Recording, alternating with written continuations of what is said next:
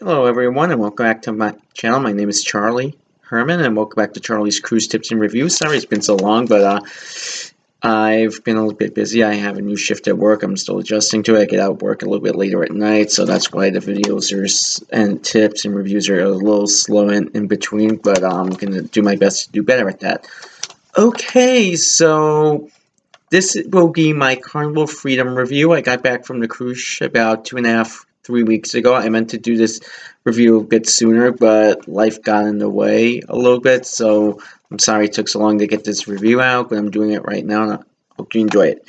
So, as I was saying, this is my first time on the Carnival Freedom ship. It's my sixth time sailing on a Conquest class ship. I've spent 3 times on the Conquest, 1 time on the Vista, 1 time on the Liberty, and obviously just now on the Freedom. So I love the Conquest class ships. They are a bit older and a bit smaller to some of the other ships I've been on, but it's a nice ship. It has a more of a Renaissance decor as some of the older ships do, such as if you ever been on a Destiny class ship, which really aren't around anymore. If you ever been on a Conquest class ship, some of the earlier ones like the Liberty, the Valor, the Freedom, the Conquest, they have more of a Renaissance decor compared to some of the newer ships like the Vista, the Magic, the Dream class ships, the Magic, Breeze, uh, Dream, the Vista, Horizon, Panorama, and the Mardi Gras, which I was recently on in December. So it's not, the decor is not as contemporary as some of the other ships, but it is as to be expected with an older ship. This ship debuted, I believe, in 2006. I'll have to double check on that, but I'm pretty sure this ship came out in the mid 2000s.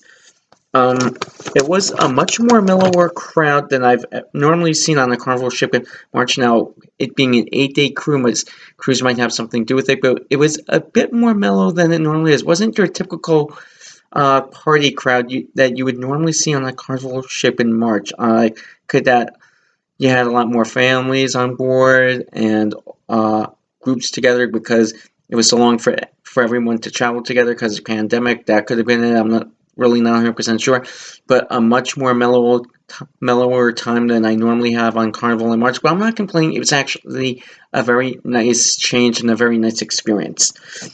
So embarkation day was nice and easy. It was one of the easiest embarkations I've ever had out of the port of Miami. It was easy. We got to the port on time. Check-in was quick. Document checks were thorough. The guy, I'm not sure if he took his time looking over my negative test. Maybe because I got a rapid test instead of a PCR test, it was negative. But maybe because I got it in New York and he just hadn't seen that type of test printout before. I don't know, but it was fine. He said it was good. We waited in the check-in area, waiting area, 15 minutes. Within 15 minutes of arriving at the port, we were upstairs in the waiting room. Like I said, it was one of the quickest check-ins I've ever had in Carnival. We were on board the ship at around 11 a.m. So embarkation day was quick and seamless, and one of the better embarkation days I've ever had, to be honest, where I was on the ship before 11:30, which is, even as a platinum member, that's kind of amazing in itself. So, now I'm going to talk about the ship. As I said, the ship was a bit older, but everything was perfectly located. While the ship was about 95% full with all the different venues, it didn't feel crowded because this ship had several different venues, bars, clubs. You had the three pool. You had the Serenity area for adults only. You had the aft pool. You had the midship pool. So it didn't feel as crazy. And as I said, this is my sixth time on a Conquest class ship, so I knew where everything was because they all have the same layout, so everything was easy to find. So if I needed to be somewhere, I could be there in 5:10. I knew exactly where I was going. It took me no time to get there. The crew on this ship was fantastic from the top down. Bar staff, the entertainers, the cruise director James. Though I didn't see that much of James's. I get a chance to interact with James's staff on board. James was a great cruise director, very good cruise director, but I never saw the cruise director staff, which on a Carnival ship is kind of weird because usually they're all over the place. But I did not get really a chance to interact with the cruise director staff on this cruise, which is kind of I would say, an anomaly for Carnival because a lot of the cruise director staff on Carnival I interact with, and a couple of them I've become pretty good friends with outside the cruise. So it was kind of funny that I didn't really get a chance to interact with the cruise director staff on this cruise. But as I said, it was it was a bit unusual because usually I interact with them, so it was just an anomaly, as I said. The bars and clubs on this ship were pretty good options. I spent a lot of time in EA Sports bar on deck 5 to watch games, just sit down, have a drink, watch ESPN highlights while we were on board the cruise. The first day of the cruise was the last 2 days of the cruise actually were the first week of March Madness with the end of the conference tournaments. Then the let's see, Tuesday and Wednesday night were the first 4 games of the NCAA tournament, and Thursday, Friday, and Saturday, the last days of the cruise, was the first weekend of the NCAA tournament. So you could go into the bar, watch the games. I had some good conversations with people in there, so it was a very nice atmosphere. Another place I spent a little bit of time, I actually maybe got one drink in there, was the Red Frog Pub. Normally, when you don't have both bars on board the ship, the Red Frog Pub or the EA Sports Bar, it's usually one or the other, especially on a Conquest class ship. So I did go into the Red Frog Pub once or twice, but I spent most of my time in the EA Sports Bar. Also, when I was at the Red Frog Bar, it was actually on Lido Deck 9, and the Blue Iguana Tequila Bar. So I spent a good amount of time at those 2 bars outside, just as I said, being from New York, it's March, it's 85 degrees and warm outside. You're going to be outside as much as humanly possible, and that's what I did. So when I was at one of those bars, like I said, the Red Frog Bar, Rum Bar, outside on Deck 9, I spent more time at that Red Frog Pub bar than I did on the one inside the ship. The Aft Pool Bar on Lido Deck was very well run. It was always busy, but you never waited more than a few minutes for your drink. So even though they were very busy, the staff there was very quick to attend to you. So I really like that too. And that bar is one of my favorite bars. Back of the ship, it's by the pool. You can get a drink when you go in and out of the pool and all that. It was very, very good as well. The Serenity Bar deck, on deck 12, the Serenity area, which is 21 and over on Carnival ships. The bar staff there was really great. I'd say by the second day of the cruise, they knew exactly what I was going to order, which I'm not sure is always such a great thing, but they knew exactly what I was going to order, and they were ready for me. The food on board the ship was good. Lido Buffet had a lot of options. I went to a guy they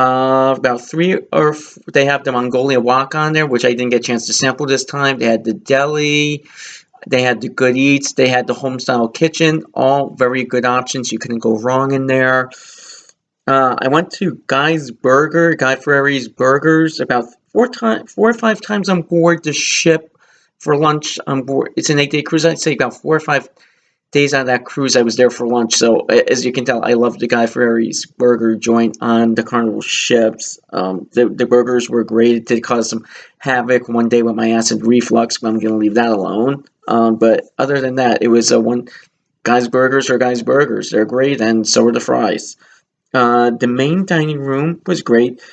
But I didn't like the fact that one of our table was literally one of the last ones to get served every night at dinner. I'm talking about for the 8:15 dinner seating, because we always get the late dinner seating. We normally didn't get our appetizers or starters till around 8:45, and we wouldn't get our main course until about 9, 10 after 9. By the time we were finally getting our dessert, showtime was just about either just starting or showtime was already over. So that I wasn't happy about that, because I've never been on a Carnival ship where literally my table is one of the last ones to get served, and you're literally getting dessert after showtime. So that I wasn't pleased with that, and I was a bit shocked that normally I get served in a timely manner on a Carnival ship. So that was a bit surprising to me. But the servers could have been a lot, but service could have been better. But the servers were very nice and friendly, and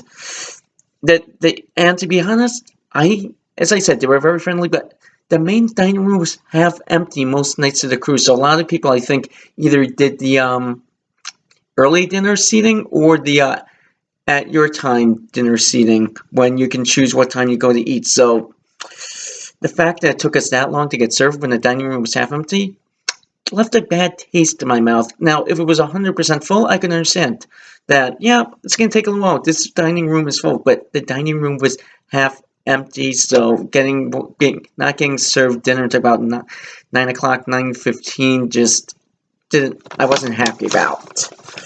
The entertainment on board was wonderful. Piano bar was Scott Lyles. He was great. Scott was wonderful. It got really rowdy after 11 o'clock at night. I mean, there's some songs I've heard before in there, and there's some songs some songs I never heard before in there after 11 o'clock, which were even dirtier than I thought they could be. So, and there are a couple I requested. He knew exactly what they were, and there were a couple he's like he didn't know what they were. But the piano bar after 11 o'clock was great. The piano bar, no matter what time you got in there, it was great. But if you got in there, I'm going to say around after 9:30, you were standing for a good hour looking for a seat. Like you were in the back standing because the piano bar was crowded every night. I kid you not. If you didn't get in there as soon as it opened, you were waiting for a seat for a little while. The comedy club was funny. I only went a couple of times on nights when either the piano bar started late or there was no piano bar, but the comedy club was good, and they actually made sure that the kids were not getting in there. We had a group of kids all over the ship that were trying to sneak in and out of all places that were causing havoc, teenagers, and literally the crew staff member, the cruise director staff member who was in charge of comedy club was going around the club and kicking the teenagers out who were trying to sneak in. So that actually, they were actually doing their jobs, making sure it was 18 plus 9, allowing the kids in there.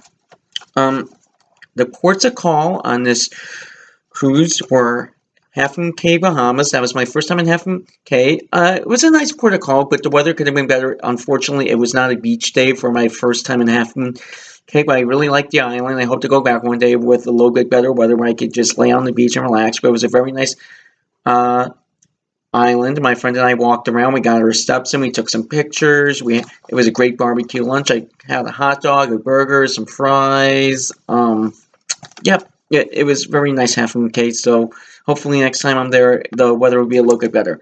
We were in Grand Turk as always. We got off the ship. We went down to Jack Shack. I got a couple of local beers there. Hung out for a little bit, talked to I'm glad that all the bar staff, who I remember from about last time I was there was 2019, they were still there, so everyone was still there. The bar was hopping like it always. We stayed for a little bit because my friend wanted to go a little bit closer back to the ship to go swimming, so we went back towards the main beach area. He went swimming. I laid on the beach in a chair, listened to music on my iPod. Probably I'm the only person who will be listening to Godsmack on the beach in the middle of the Caribbean, but what can I say? That's the type of music I like. We went to Margaritaville, got our obligatory drink at Margaritaville. He went in the pool. We went back on the ship for lunch. Then in Aruba, our next port of call was Aruba. We went on the Palm Beach, the Pelican Pier sail and snorkel catamaran tour with lunch included.